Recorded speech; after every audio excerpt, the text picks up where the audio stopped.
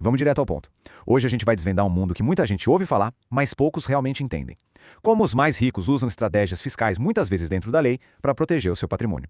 A nossa análise de hoje se baseia no material de um especialista do mercado para a gente entender esse sistema de uma vez por todas. Pois é, uma frase bem forte, né? A gente vai usar essa citação provocadora do nosso material de origem para guiar a nossa conversa. O objetivo aqui não é fazer nenhum julgamento, mas sim entender que existe um conjunto de regras financeiras que funciona de um jeito muito diferente para quem joga em outro patamar. Para começar a entender esse jogo, a gente precisa saber a regra mais básica de todas. Existem basicamente dois caminhos, um que está dentro da lei e outro que é crime. A elisão fiscal é sobre usar a lei a seu favor de forma inteligente. Pensa assim, imagina que um bombom de chocolate paga imposto, mas um wafer de chocolate não, porque a lei considera o wafer um alimento básico. Uma empresa pode, legalmente, mudar a receita do produto para ele ser classificado como wafer e assim não pagar aquele imposto. Isso é elisão. Já a sonegação fiscal, bom, aí a história é outra. É, por exemplo, vender R$100 mil em ativos, mas declarar para a Receita que vendeu só 20 mil para fugir do imposto. Isso é ilegal, isso é crime e pode dar cadeia. E claro, tem uma área cinzenta bem arriscada. É quando uma empresa tenta fazer uma elisão fiscal criativa, mas a Receita Federal olha e diz, não, isso aqui já passou do limite, isso é sonegação.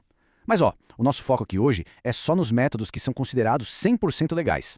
Então, como é que isso tudo funciona na vida real? A fonte que a gente analisou argumenta uma coisa interessante. A diferença entre ter 50 mil e 100 milhões de reais não é só a quantidade de zeros. É como jogar um jogo totalmente diferente, onde a geografia do dinheiro importa mais do que a do mapa. E esse novo livro de regras nos leva direto para lugares como estes, as jurisdições com leis tributárias super favoráveis, que a gente conhece como paraísos fiscais. Então vamos fazer um tour bem rápido por alguns desses lugares, só para a gente ter uma ideia de como as regras por lá são diferentes. Nossa primeira parada, as Ilhas Virgens Britânicas, um dos lugares favoritos para startups e investidores de criptomoedas. Qual será o imposto sobre lucros por lá? Algum palpite?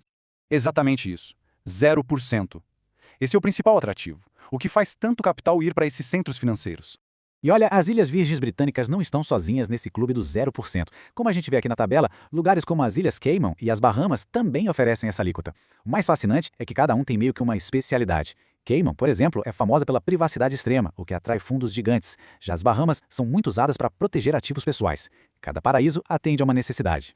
Entender que esse mundo offshore existe ajuda a gente a ver por que certas políticas econômicas, como a de taxar os ricos, muitas vezes acabam não funcionando como esperado. O processo é bem simples. Imagina o seguinte, um governo anuncia um novo imposto sobre grandes fortunas. O que acontece? O dinheiro não some, ele simplesmente se muda. O capital é reestruturado legalmente e transferido para um desses paraísos fiscais com imposto zero, escapando completamente do novo imposto. E isso nos leva a uma ilusão fascinante. Uma parte bem grande do que os jornais chamam de investimento estrangeiro pode ser, na verdade, o próprio dinheiro do país que foi para fora, se estruturou legalmente lá e voltou para casa como se fosse capital gringo. Mas calma, esse conhecimento todo não é só para bilionários.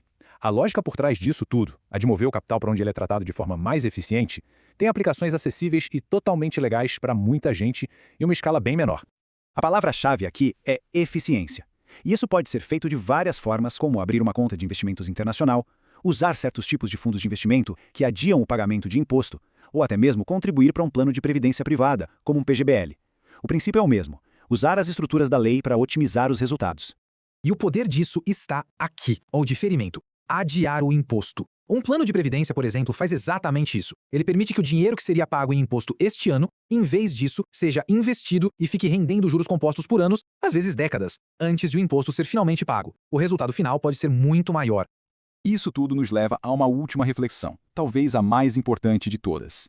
O material que a gente analisou sugere que a maior vantagem não é ter uma conta secreta nas Ilhas Cayman, mas simplesmente entender as regras do jogo.